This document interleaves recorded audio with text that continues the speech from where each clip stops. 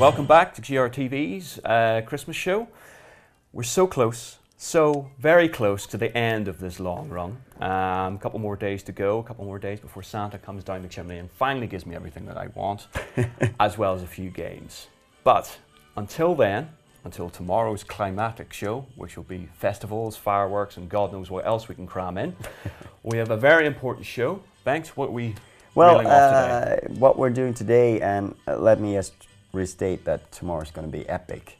It's going to be. It's been years in the making, but today we're going to give you the games of the year that's been picked by the editorial branches of Gamereactor, each and every country to its own. Yes. So we got a few of them, and it's going to be Emily presenting. Emily, take it away. Games of the year. It's time for GRTV's Game of the Year. We have asked all the different Gamereactor editors in the different countries to vote for their favorite games. And this is the final top 10. Number 10, DayZ. First on the list, we find the incredibly popular DayZ mod for Arma 2 that saw more than 1 million players flock to the harsh and unforgiving post-apocalyptic scenario. Number 9, FTL. FTL, or Faster Than Light, made it to a 9th position. A space sim that features permadeath and some very intriguing concepts as the player tries to avoid their pursuers. You're holding my friend's captain. Number 8, Far Cry 3. Far Cry 3 offered us exactly what we expected. Lots of freedom, lots and lots to do, explosions and fire.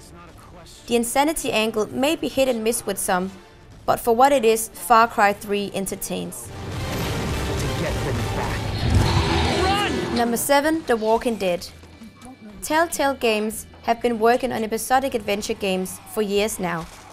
But with The Walking Dead, they took things further than ever, as the branching storyline had us gasping for air.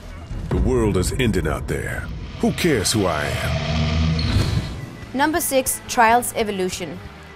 There are games you play through once and you're done, and there are games like Trials Evolution that replay over and over and over again, perfecting your runs and competing with your friends.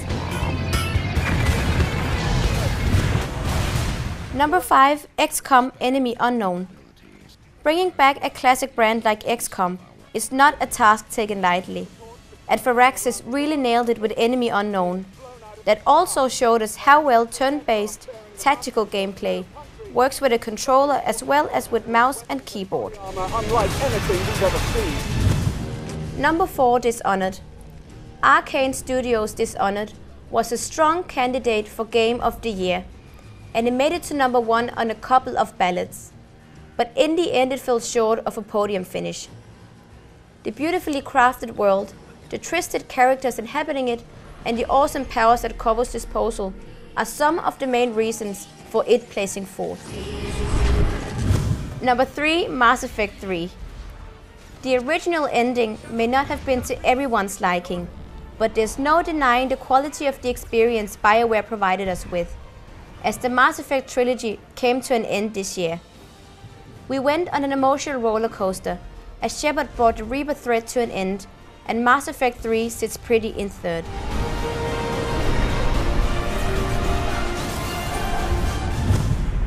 Number 2, Borderlands 2. A game that certainly occupied a large portion of the Gamereactor crew upon release was Gearbox Software's Borderlands 2. It evolved the wonderful loot 'em up concept from the first game, and provided us with what would probably be the best cooperative experience of the year, if it wasn't for the game in the number 1 spot. Number 1, Journey. As GRTV's Game of the Year, we find that game company's incredibly captivating cooperative experience, Journey, that sees players team up with an anonymous partner as you try and help each other reach the end of the short game.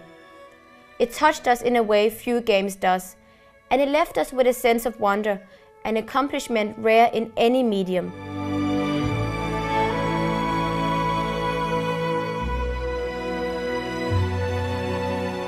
Well, some surprises there, some obvious choices. Well, it's more a rhetorical question.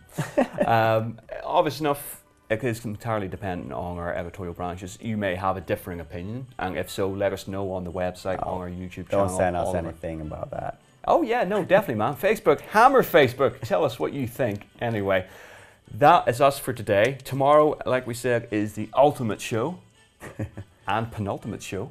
Finale of our Christmas calendar. Until then, however, what we got rolling up. Surely, do we even need to say this anymore? They know it by now. Indie darling and competition.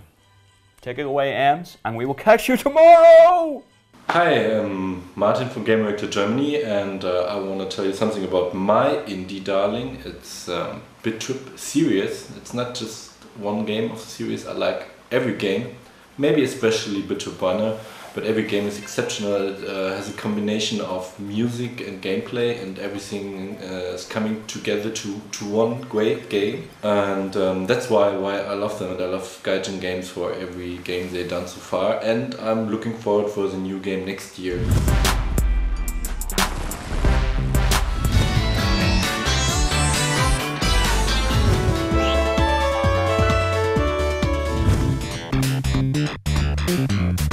Sega's first console saw release in Japan in 1983. What was the name of that console? If you think you know the answer, write us an email with the answer in the subject line to xmas@gamereactor.eu for a chance to win the Sega XBLA pack. Make sure we receive your email before 12 noon tomorrow, Central European Time. Good luck.